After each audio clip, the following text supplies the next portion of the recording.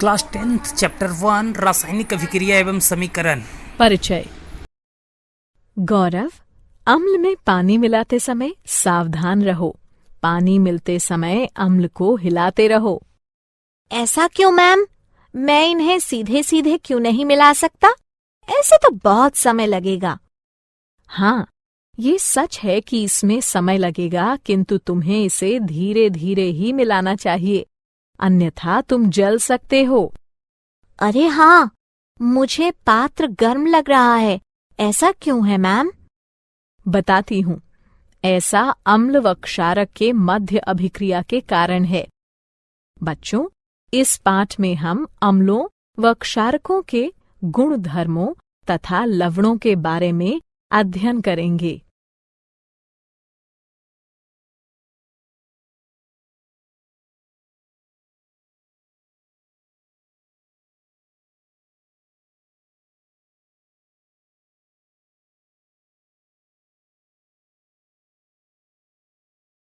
उद्देश्य।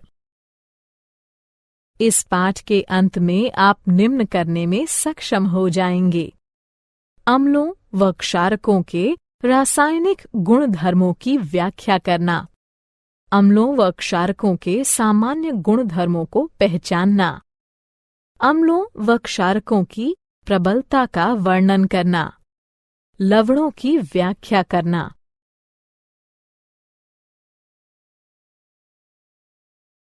अम्लों व क्षारकों के रासायनिक गुणधर्म।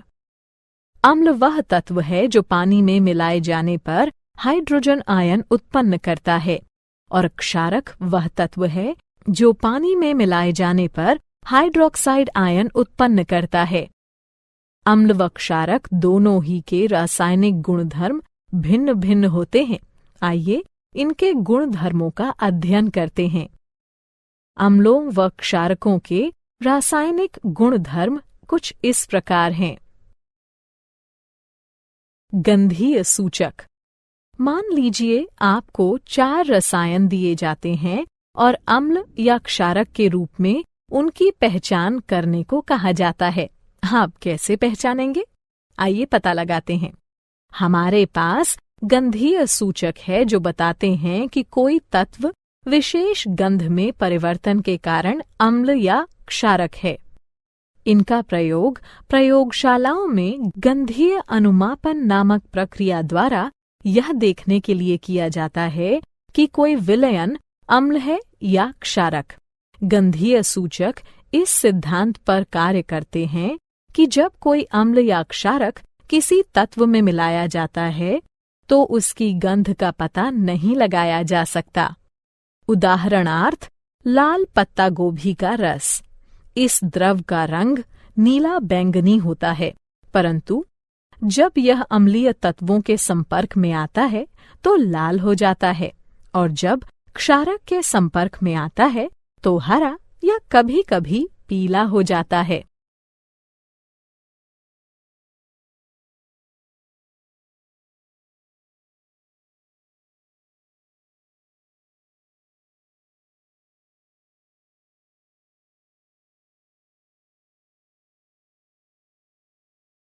क्या आप जानते हैं, आप जितने भी द्रव देखते हैं उनमें से लगभग प्रत्येक में या तो अम्लीय गुण होते हैं या फिर क्षारीय।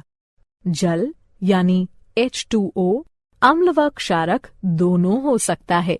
इसे कुछ अभिक्रियाओं में अम्ल माना जा सकता है, जबकि अन्य में क्षारक। जल अम्ल या क्षारक बनाने के लिए स्वयं के साथ भी अभिक्रिया कर सकता है।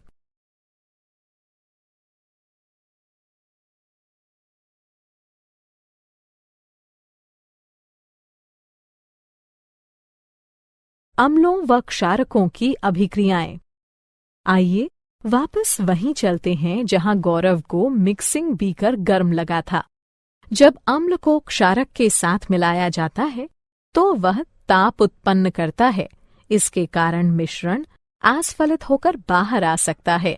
इससे आप जल सकते हैं। साथ ही अत्यधिक स्थानीय ताप के कारण कांच का पात्र टूट भी सकता है। अतः अम्लों व क्षारकों के साथ कार्य करते समय हमें सावधान रहना चाहिए। आइए अब अम्लों व क्षारकों की धातुओं, धात्विक कार्बोनेटों व धात्विक हाइड्रोजन कार्बोनेटों के साथ परस्पर विभिन्न अभिक्रियाओं पर विचार करते हैं।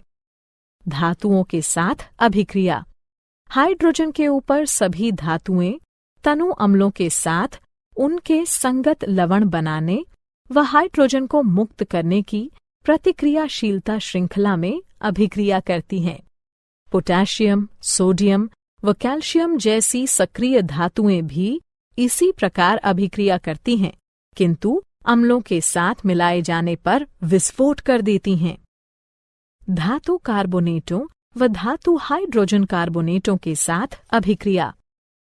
अम्ल धातु कार्बोनेटों व धातु हाइड्रोजन कार्बोनेटों के साथ उनके संगत लवण, जल व कार्बन डाइऑक्साइड बनाने के लिए अभिक्रिया करते हैं।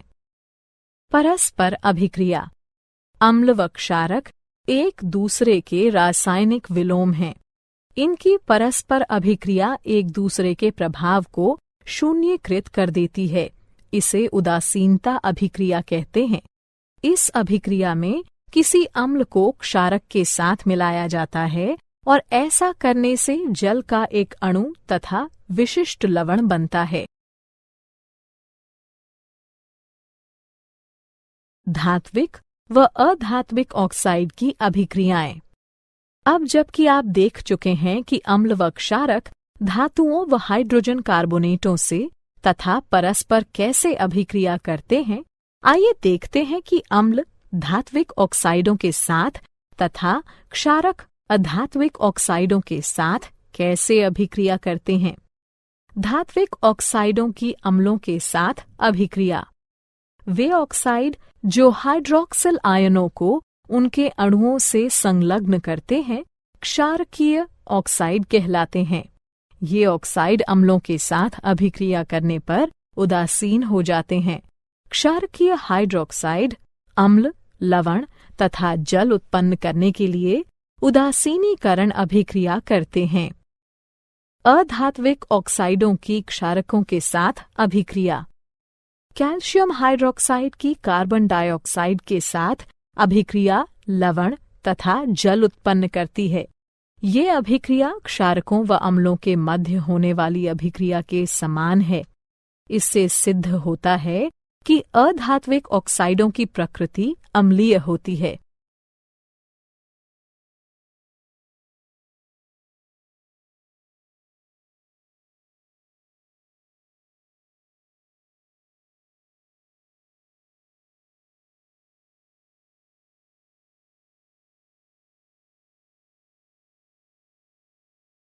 क्या आप जानते हैं, जब अम्ल व क्षारक परस्पर अभिक्रिया करते हैं तो वे जल उत्पन्न करते हैं। अम्ल H+ आयन उत्सर्जित करता है तथा क्षारक OH- आयन के साथ उसका संयोजन करके उसे ग्रहण करता है। यही कारण है कि अम्ल को प्रोटॉन दाता तथा क्षारक को प्रोटॉन स्वीकारक कहा जाता है। जल के साथ अभिक्रिया। जब अम्लों को किसी जलीय विलयन में मिलाया जाता है तो वे आयन उत्पन्न करते हैं। किसी अम्ल या क्षारक को जल में मिलाते समय आपको ये याद रखना चाहिए कि यह एक ऊष्माक्षेपी प्रक्रिया है। सांद्र अम्ल में जल मिलाते समय ध्यान रखिए कि उत्पन्न ताप मिश्रण को आस्फलित कर सकता है, जिससे आप जल भी सकते हैं। अत्यधिक स्थानीय ताप के कारण कांच का पात्र टूट भी सकता है। जब आप किसी अम्ल या क्षारक को पानी में मिलाते हैं तो प्रति इकाई आयतन के हिसाब से आयनों की सांद्रता घट जाती है। इस प्रक्रिया को तनुकरण कहते हैं और आपको तनु अम्ल या क्षारक प्राप्त होता है। अम्लों व क्षारकों की प्रबलता। किसी विलयन में उपस्थित आयनों की मात्रा जानने के लिए अथवा किसी अम्ल या क्षारक की प्रबलता का पता लगाने के लिए आपको एक सार्वभौमिक सूचक का प्रयोग करना पड़ेगा। सार्वभौमिक सूचक अनेक सूचकों का मिश्रण होता है। यह किसी विलयन में हाइड्रोजन की विभिन्न सांद्रताओं को विभिन्न रंगों में प्रदर्शित करता है। एक पीएच पैमाना वो पैमाना होता है जिसके प्रयोग से हम किसी विलयन में हाइड्रोजन आयन की सांद्रता को माप सकते हैं। आप पीएच को 0 से माप सकते हैं, जो कि अत्यंत क्षारीयता का प्रतिनिधित्व करते हुए 14 तक अति अम्लता प्रदर्शित करता है। उदासीन तत्वों के पीएच का मान 7 होता है।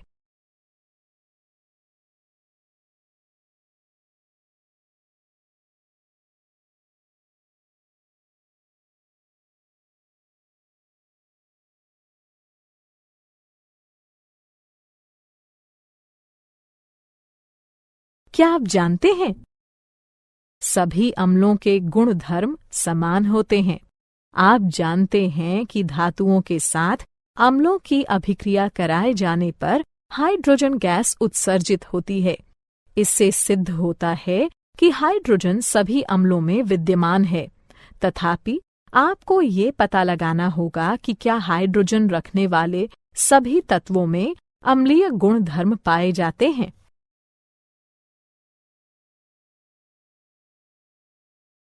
दैनिक जीवन में पीएच का महत्व। आइए अपने दैनिक जीवन के कुछ ऐसे उदाहरणों को देखते हैं जहां पीएच एक महत्वपूर्ण भूमिका निभाता है। मृदा या मृदा अभिक्रिया का पीएच मृदा की अम्लता अथवा खारापन बताता है। इसे पीएच इकाइयों में मापा जाता है। इसे हाइड्रोजन आयन सांद्रता के ऋणात्मक लघुगणक के रूप में परिभाषित किया जाता है। मृदा में हाइड्रोजन आयनों की मात्रा में वृद्धि के साथ मृदा का पीएच भी बढ़ जाता है और मृदा की अम्लता में वृद्धि कर देता है। मृदा के पीएच को मृदा की मुख्य चर राशि माना जाता है क्योंकि यह कई रासायनिक अभिक्रियाओं पर नियंत्रण रखता है। यह पोषक तत्वों के रासायनिक रूपों पर नियंत्रण करके पौधों में पोषक तत्वों की उपलब्धता को विशेष रूप से प्रभावित करता है। पाचन तंत्र में पीएच। हमारा उदर हाइड्रोक्लोरिक अम्ल उत्पन्न करता है जो कि उदर को हानि पहुंचाए बिना भोजन पचाने में सहायता करता है। जब उदर अत्यधिक अम्ल उत्पन्न करने लगता है तो यह अपच हो जाता है तथा उदर में दर्द व जलन होने लगती है। इस दर्द से छुटकारा पाने का उपाय क्षारकों का प्रयोग है जिन्हें प्रत्यम्ल कहते हैं, जो कि अतिरिक्त अम्ल को उदासीन कर देते हैं। पीएच परिवर्तन के कारण दंतक्षय। दंतक्षय का कारण है दंतवल्क का संक्षारण। कैल्शियम फॉस्फेट से निर्मित दंतवल्क हमारे शरीर का कठोरतम पदार्थ है। यह जल में विलेय नहीं है, किंतु मुख की पीएच का मान 5.5 से कम होने पर यह संक्षारित हो जाता है। हमारे मुख में उपस्थित बैक्टीरिया भोजन के बाद मुख में बची अवशिष्ट शर्करा तथा खाद्य पदार्थों का निम्नीकरण करके अम्ल उत्पन्न करते हैं। इसे रोकने के लिए भोजन के पश्चात हर बार मुंह साफ कीजिए। साथ ही क्षारीय टूथपेस्टों का प्रयोग करने से अतिरिक्त अम्ल उदासीन होता है तथा दंतक्षय रुक जाता है।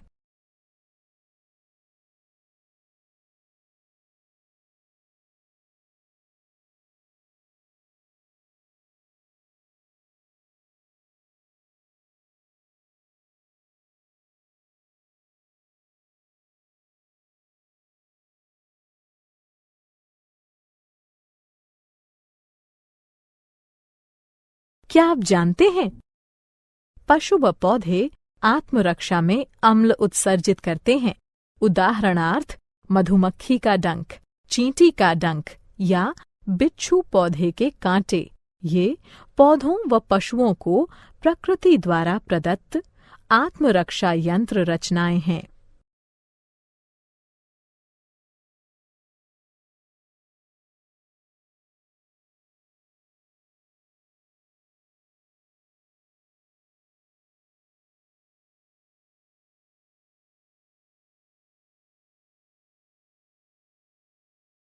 लवण परिवार। लवण अम्लों व क्षारकों के मध्य अभिक्रिया से निर्मित होते हैं।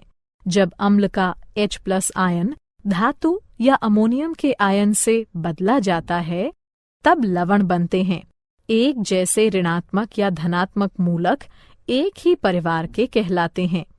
उदाहरणार्थ NaCl व Na2SO4 सोडियम लवणों के परिवार से हैं। इसी प्रकार NaCl व KCl क्लोराइड लवणों के परिवार से हैं।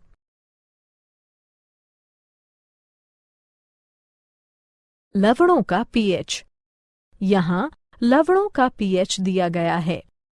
एक प्रबल अम्ल व एक प्रबल क्षारक 7 pH के मान का होता है। एक प्रबल अम्ल व एक दुर्बल क्षारक 7 से कम pH के मान का होता है। एक प्रबल क्षारक व एक दुर्बल अम्ल 7 से अधिक pH के मान का होता है।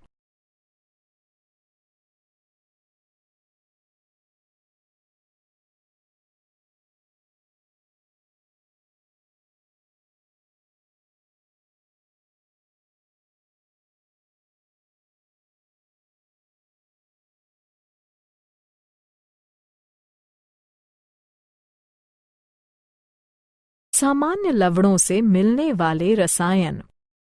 लवणों से प्राप्त होने वाले कुछ रसायन निम्नलिखित हैं। सामान्य नमक।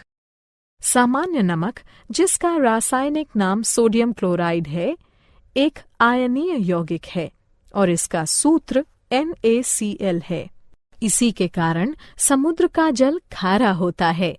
खाद्य नमक का मुख्य अवयव होने के नाते यह एक मसाले व खाद्य परीक्षक के तौर पर सामान्यतः प्रयोग में लाया जाता है। Sodium hydroxide. सामान्यतः कास्टिक सोडे के नाम से पहचाने जाने वाले सोडियम हाइड्रोक्साइड का आणविक सूत्र NaOH है।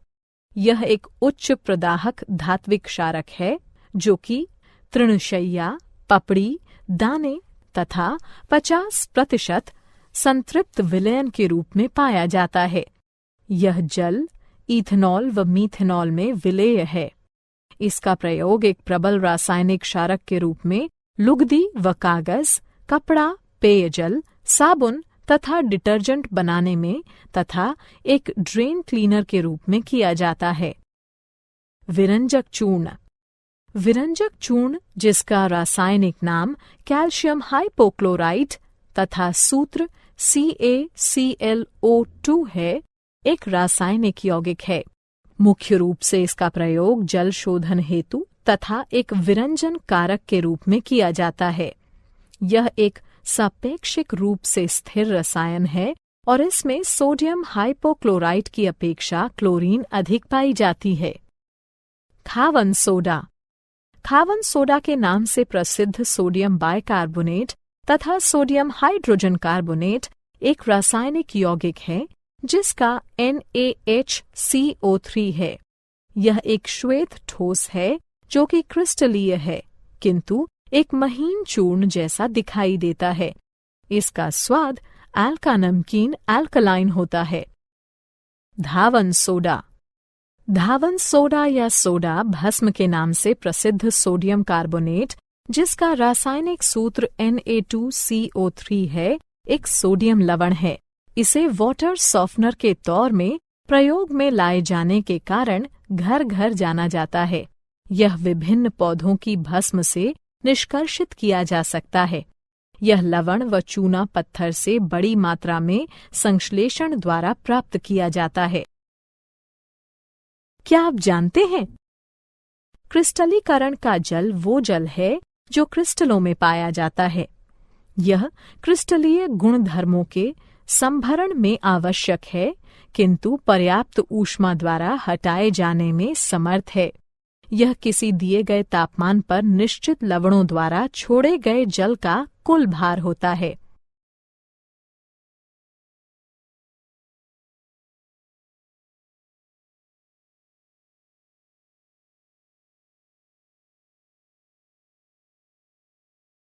सारांश। आइए हमने जो कुछ सीखा है उसे संक्षेप में दोहराएं। अम्ल वो पदार्थ है जो जल में मिलाए जाने पर हाइड्रोजन आयन उत्पन्न करता है। जबकि क्षारक वो पदार्थ है जो जल में मिलाए जाने पर हाइड्रोक्साइड आयन उत्पन्न करता है। गंधीय सूचक पदार्थ विशेष की गंध में परिवर्तन के द्वारा ये बताते हैं कि वह पदार्थ अम्ल है या क्षारक। आप जो भी द्रव देखते हैं उसमें या तो अम्लीय लक्षण होंगे या फिर क्षारकीय। हाइड्रोजन से ऊपर सभी धातुएं अपने अपने लवण बनाने व हाइड्रोजन को मुक्त करने के लिए अभिक्रियाशीलता श्रृंखला में तनु अम्लों के साथ प्रतिक्रिया करती हैं।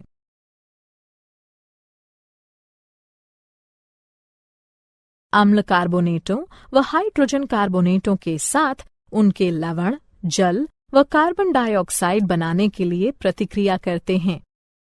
अम्ल व क्षारक एक दूसरे के रासायनिक विलोम हैं। अम्लों को जब जलीय विलयन में मिलाया जाता है तो वे आयन उत्पन्न करते हैं। पीएच स्केल किसी मिश्रण में हाइड्रोजन आयन सांद्रता मापने का पैमाना है। लवण अम्लों व क्षारकों के मध्य अभिक्रिया के कारण उत्पन्न होते हैं।